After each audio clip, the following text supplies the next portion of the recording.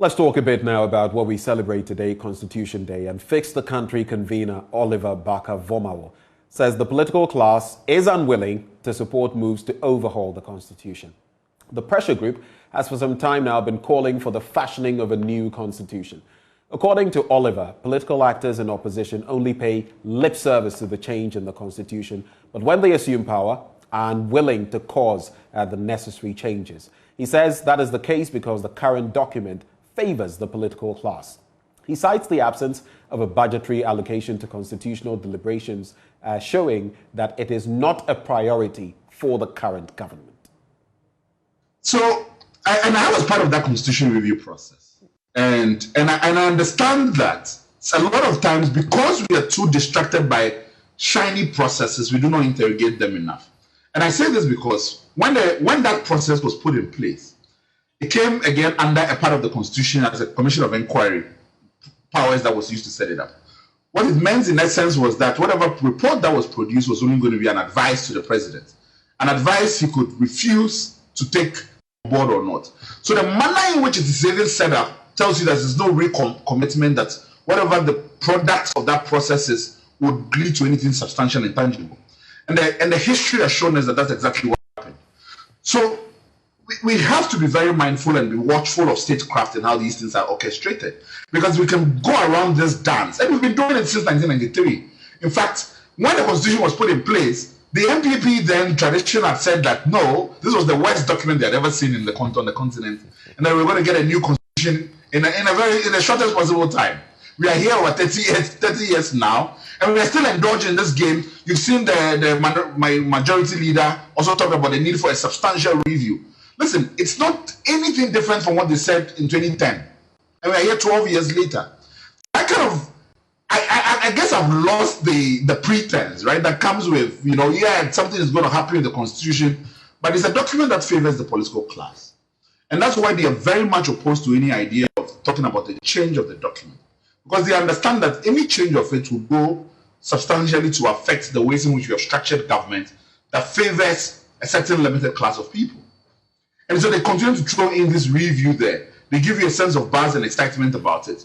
But honestly, let's go back to the budget that was presented this year. Did we see any budget allocated for consultations and any activity towards constitutional amendment? No. It gives me a clear sense that it is not executive priority at this time. So if a wing of the executive, which is the NCC, comes out and says this statement, they've known this a long time ago. We've been talking about this forever.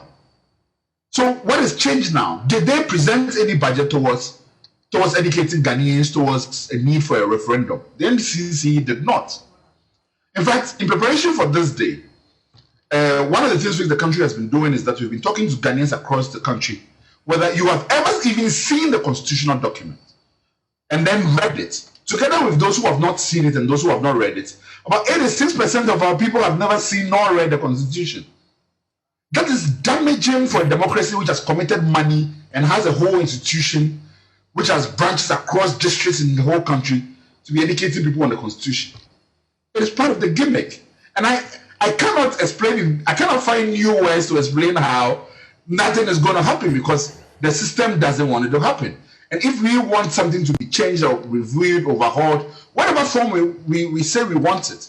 Because I don't want us to be distracted in, oh, you guys say you want a change, but review is what we need. That's why no action is being taken. For those who believe in a review, go ahead then. Initiate the process and do something about the Constitution process.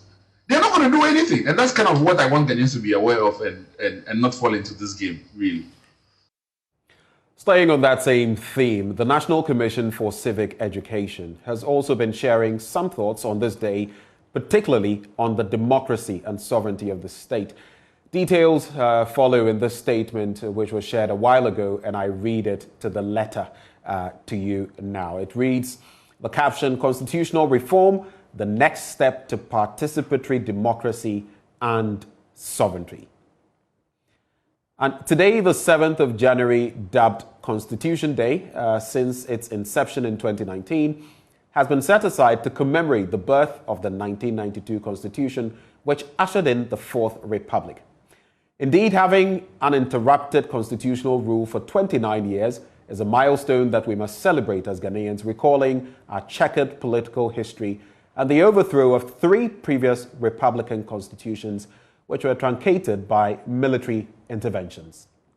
The National Commission for Civic Education, the NCCE, joins the people of Ghana to celebrate the 4th Republican 1992 Constitution and encourages the study of our fundamental law as a guide to civic rights and responsibilities.